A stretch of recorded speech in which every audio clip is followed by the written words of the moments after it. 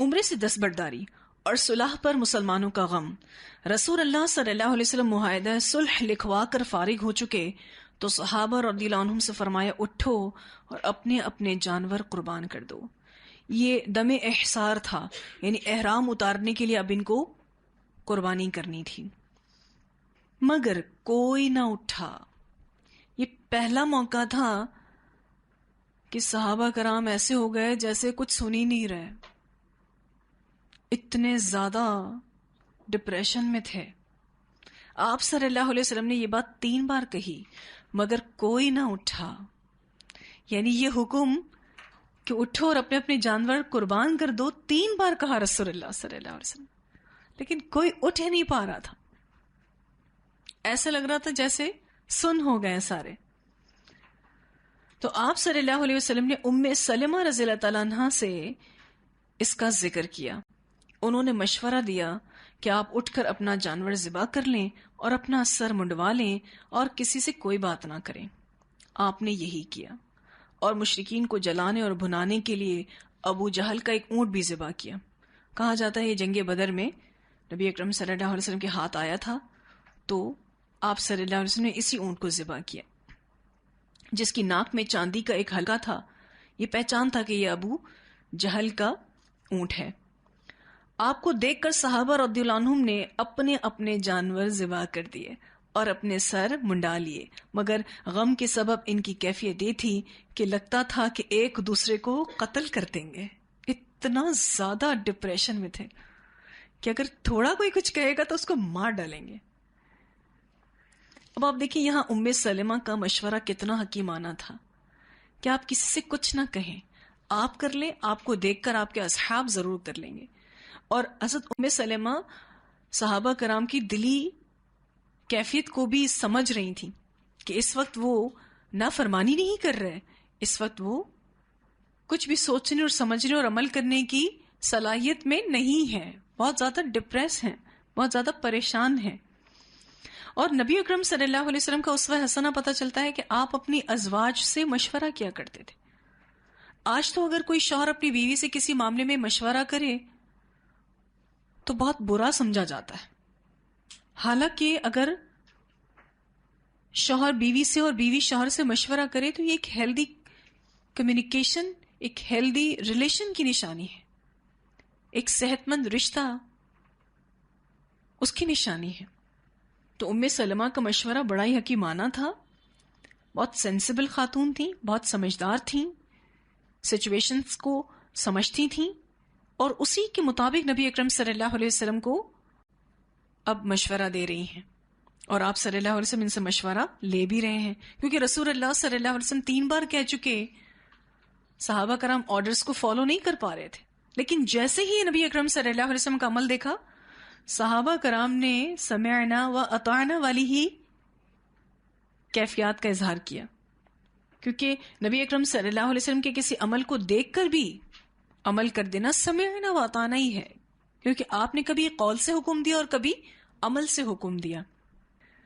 اس موقع پر گائے اور اونٹ 7 آدمیوں کی طرف سے ذبح کیے گئے، جیسے کہ میں نے آپ سے کہا کہ یہ دم احصار کہلاتا ہے اور یہ احرام اتارنے کے لیے قربانی کی جا رہی ہے۔ ویسے یہ عمرہ کے لیے جا رہے تھے اور اپنے ساتھ ہدی لے کر جا رہے تھے، اس وقت یہ نفلی قربانی تھی، اور سچویشن چینج ہو گئی، وہ موقع ہی نہیں ملا، تو اب احرام اتارنے کے لیے دم واجب ہوتا ہے۔ صحابہ کرام رضی اللہ عنہم کے غم کی 2 وجہیں تھیں، ایک یہ کہ وہ عمرہ کیے بغیر واپس ہو رہے تھے اور یہ واقعی بہت بڑا غم تھا، دوسری یہ کہ فریقین میں برابری نہ تھی، کیونکہ طے یہ ہوا تھا کہ مسلمانوں کے پاس کوئی آئے تو مسلمان اسے واپس کر دیں، لیکن قریش کے پاس کوئی جائے تو اسے قریش واپس نہ کریں گے۔ رسول اللہ صلی اللہ علیہ وسلم نے پہلی وجہ کے متعلق مطمئن کیا کہ وہ اگلے سال عمرہ کریں گے، ایسا نہیں ہے کہ نہیں کریں گے، کریں گے، لہذا خواب سچا ہے۔ اور صلح کی اس دفعہ میں مسلمانوں کی جذباتیت کو رعایت دی گئی ہے۔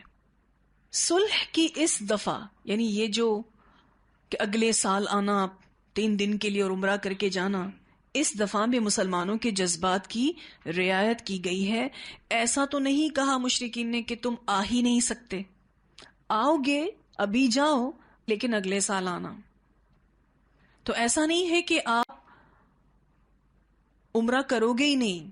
رسول اللہ صلی اللہ علیہ وسلم نے کو سمجھایا, مطمئن کیا کہ ایسا نہیں ہے کہ عمرہ ملے گا ہی نہیں, عمرہ ملے گا انشاءاللہ لیکن اگلے سال. اور وہ جو خواب دکھایا گیا تھا مجھے وہ بھی سچا تھا. دوسری وجہ کے متعلق یہ کہہ کر مطمئن کیا, ہمارا جو آدمی ان کے پاس چلا جائے گا, یعنی اگر کوئی مسلمان کافروں کے پاس چلا جاتا ہے مرتد ہو کے, اللہ نے اسے دور کر دیا, یعنی اس کو ہم کو رکھ کے کیا کرنا ہے. کوئی اگر ہمیں چھوڑ کر چلا جاتا ہے تو ہمیں اس کو رکھ کر کیا کرنا ہے, وہ تو ہمارے پاس بوجھ ہے, اچھا ہے چلا جائے. اور ان کا جو آدمی ہمارے پاس آئے گا یعنی مسلمان ہو کر, اللہ اس کے لیے کشادگی اور پناہ کی جگہ بنائے گا. صرف مدینہ تو نہیں ہے پناہ کی جگہ, پناہ کی جگہ کوئی اور بھی ہو سکتی ہے, اللہ اس کے لیے کوئی نہ کوئی کشادگی کرے گا. کیا صرف مدینہ میں ہی کوئی آئے گا تو اس کو پناہ ملے گی؟ کیسی سوچ تھی آپ صلی اللہ علیہ وسلم کی, کتنا پازیٹیولی آپ نے اصحاب کو سمجھایا. اتنی پریشان کن سچویشن میں بھی مثبت پہلو نکالا. آپ کی یہ بات بہت دور اندیشی پر مبنی تھی, کیونکہ مسلمانوں کی ایک جماعت ابھی تک حبشہ میں تھی اور ان پر صلح لاگو نہیں ہوتی تھی, یعنی یہ ایگریمنٹ وہاں تک نہیں پھیلا ہوا تھا. لہٰذا مکہ کے قیدیوں کے لیے ان کے پاس پناہ لینی ممکن تھی, یعنی مسلمانوں کے پاس ابھی بھی ایک جگہ پناہ کے لیے حبشہ کی شکل میں موجود تھی. مدینہ نہیں آ سکتے, حبشہ تو جا سکتے, اور حبشہ جانے میں تو راستے میں بھی کوئی دشواری نہیں تھی, بہت سیف روٹ تھا. لیکن بظاہر صلح بہرحال قریش کے حق میں ہی تھی. ایسا لگ رہا تھا قریشیوں کو کہ ہم نے بہت بڑا تیر مار لیا ہے اور ہم نے ایسے ظالمانہ ایگریمنٹ پر مسلمانوں کو راضی کر لیا ہے. وہ اندر ہی اندر خوش ہو رہے تھے. اس لیے مسلمانوں کے احساسات پر اس کا گہرا اثر تھا, یہاں تک کہ حضرت عمر بن خطاب رضی اللہ عنہ نے خدمت نبوی میں آ کر کہا, اے اللہ کے رسول صلی اللہ علیہ وسلم, کیا ہم لوگ حق پر اور وہ لوگ باطل پر نہیں؟ آپ نے فرمایا کیوں نہیں؟ انہوں نے کہا, کیا ہمارے مقتولین جنت میں اور ان کے مقتولین جہنم میں نہیں؟ آپ صلی اللہ علیہ وسلم نے فرمایا کیوں نہیں؟ انہوں نے کہا, تو پھر ہم کیوں اپنے دین کے بارے میں دباؤ قبول کریں؟ ہم کیوں اتنے پریشر میں آئیں اور ایسی حالت میں پلٹیں کہ ابھی اللہ نے ہمارے اور ان کے درمیان کوئی فیصلہ ہی نہیں کیا. ہم لڑ لیں تو فیصلہ ہو جائے گا کہ کون جیتا کون ہارا. آپ صلی اللہ علیہ وسلم نے فرمایا, خطاب کے صاحبزادے, میں اللہ کا رسول ہوں, اس کی نافرمانی نہیں کر سکتا, میں اللہ کی نافرمانی نہیں کر سکتا ہوں, وہ میری مدد کرے گا اور مجھے ضائع نہیں کرے گا. کیسا ایمان تھا آپ صلی اللہ علیہ وسلم کا. ہم سب کا بھی ایسا ایمان ہونا چاہیے کہ اللہ کی اطاعت میں میرا کوئی نقصان ہو ہی نہیں سکتا. ہم حجاب کریں, ہم رسول اللہ صلی اللہ علیہ وسلم کے طریقے پر نماز پڑھیں, ہم قرآن پر عمل کریں, آس پاس کا ماحول ہمیں بسا اوقات پریشان کر رہا ہوتا ہے کہ ہمیں نقصان ہو جائے گا اس کا. نہیں, کوئی نقصان نہیں ہوگا, اللہ کے اطاعت کا کبھی نقصان نہیں ہوتا.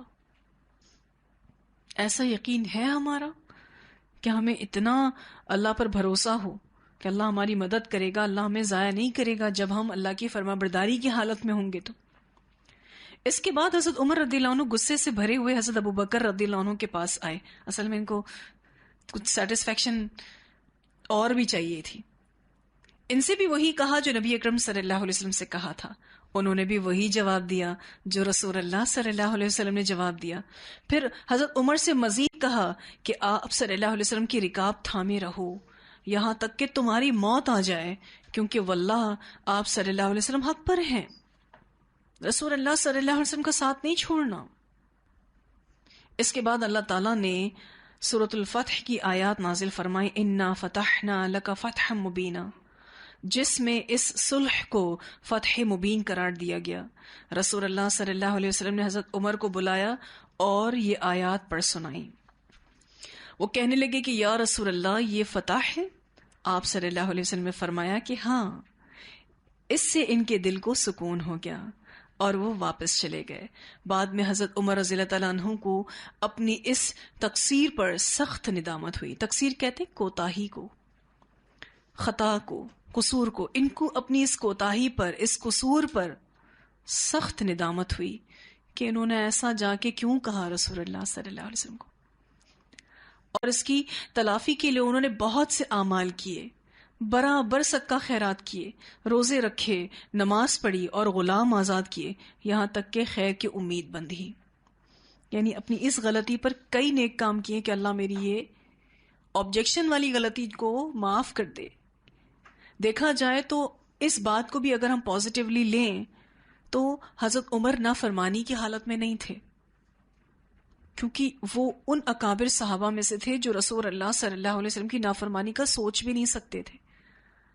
لیکن بسا اوقات ایسا ہوتا ہے کہ اگر کسی فالوور کو کوئی بات سمجھ نہیں آتی تو وہ اپنے لیڈر سے آ کے بات پوچھ سکتا ہے کہ ایسا کیوں ہے. حضرت عمر کو آپ دیکھیں تو ایسا ہی لگ رہا ہے نا، وہ پوچھنا چاہ رہے ہیں، وہ کلیریفیکیشن چاہ رہے ہیں. تو رسول اللہ صلی اللہ علیہ وسلم نے اپنے اصحاب کو رائے کا اظہار کرنے کا پورا حق دے رکھا تھا کہ آ کے بات کی جا سکتی ہے. اور انہوں نے آ کے بات کی، لیکن اس کے باوجود بھی چونکہ اتنے بڑے صحابی تھے، اتنے زیادہ فرما بردار اور ایک ایمان کی اور تقوی کی علامت تھے، ان کو یوں لگا مجھے نہیں کہنا چاہیے تھا. اور اس چیز کے لیے انہوں نے بہت سے نیک عمل کیے. میں چاہ رہی تھی کہ سورہ فتح کی ہم آیات سنیں جس میں اس صلح حدیبیہ کو، جو بظاہر ایسا لگ رہا ہے کہ مشرکین کے حق میں ایک ایگریمنٹ ہوا، اللہ تعالیٰ اس کو فتح مبینہ کہتے ہیں. اعوذ باللہ من الشیطان الرجیم،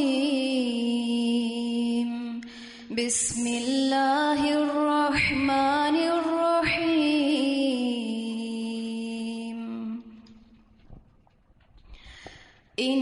انا فتحنا لك فتحا مبینا ليغفر لك الله ما تقدم من ذنبك وما تأخر ويتم نعمته عليك ويهديك صراطا مستقيما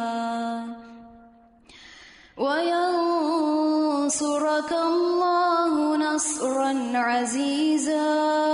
هو الذي أنزل السكينة في قلوب المؤمنين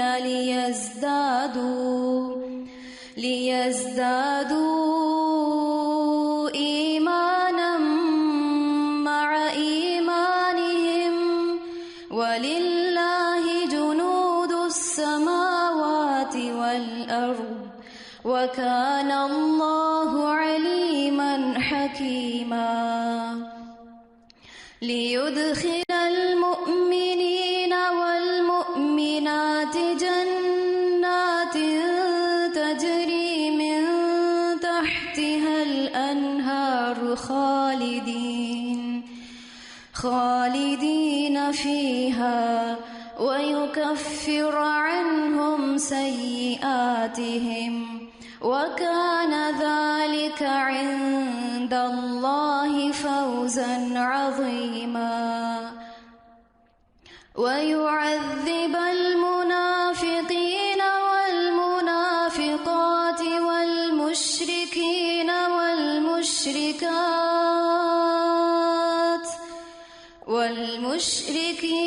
والمشركات الظانين بالله ظن السوء عليهم دائرة السوء وغضب الله عليهم ولعنهم وأعد لهم جهنم وساءت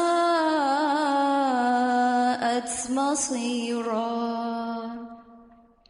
ولله جنود السماوات والأرض وكان الله عزيزا حكيما. إنا أرسلناك شاهدا ومبشرا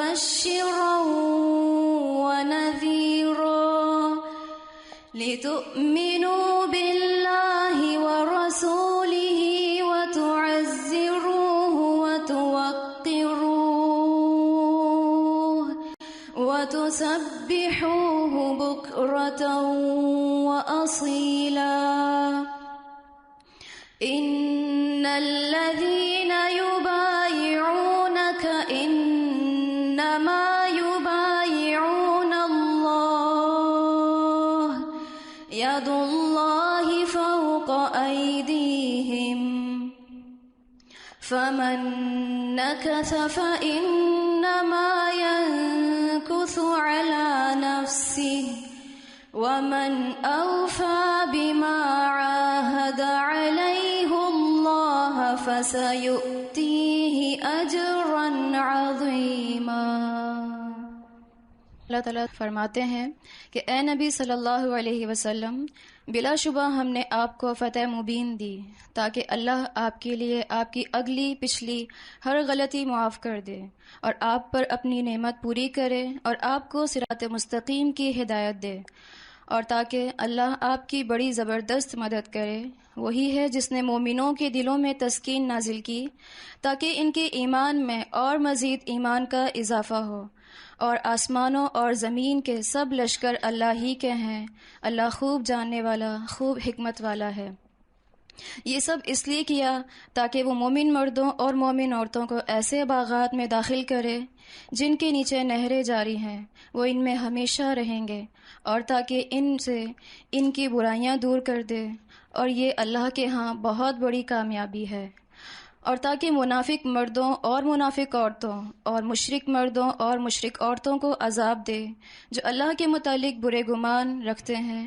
بری گردش انہی پر ہے اور اللہ ان پر ناراض ہوا، اور اس نے ان پر لعنت کی، اور اس نے ان کے لیے جہنم تیار کر رکھی ہے، اور وہ لوٹنے کی بری جگہ ہے۔ اور آسمانوں اور زمین کے سب لشکر اللہ ہی کے لیے ہیں، اور اللہ نہایت غالب خوب حکمت والا ہے۔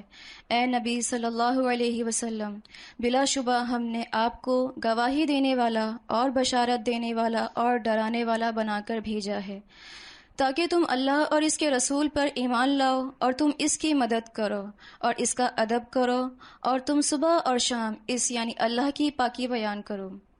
بلا شبہ جو لوگ آپ سے بیعت کرتے ہیں وہ تو بس اللہ سے بیعت کرتے ہیں، اللہ کا ہاتھ ان کے ہاتھوں کے اوپر ہے۔ پھر جس نے عہد شکنی کی تو بس وہ اپنی ذات ہی کے خلاف عہد شکنی کرتا ہے، اور جس نے عہد پورا کیا جو اس نے اللہ سے باندھا تھا تو عنقریب وہ اسے اجر عظیم دے گا۔ یہ آیات آپ صلی اللہ علیہ وسلم نے حضرت عمر کو بلا کے سنائی تھیں، تو پھر حضرت عمر نے کہا یا رسول اللہ یہ فتح ہے؟ تو آپ نے فرمایا ہاں، اس سے ان کے دل کو سکون ہو گیا۔ یہ آیتیں ایسی ہیں کہ واقعی دل کو سکون مل جاتا ہے، جس میں باقاعدہ نبی اکرم صلی اللہ علیہ وسلم کے نبی ہونے کا بھی اظہار کیا گیا کہ جو بھی ان کے آس پاس کے لوگ ہیں وہ رسول اللہ صلی اللہ علیہ وسلم کی مکمل پیروی کریں، اور وہ جو بھی کرتے ہیں وہ اللہ کے حکم کے مطابق کرتے ہیں۔